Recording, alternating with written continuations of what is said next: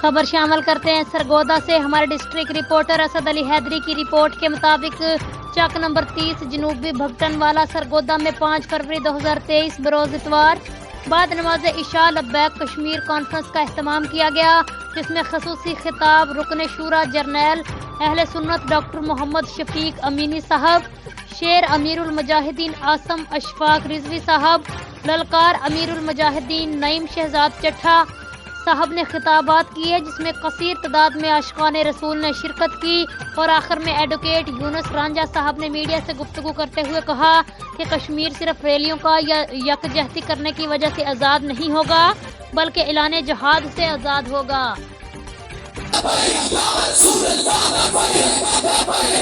जी नाज़रीन, मज़ीद खबर अपडेट के लिए आप देखते रहिए PN न्यूज़।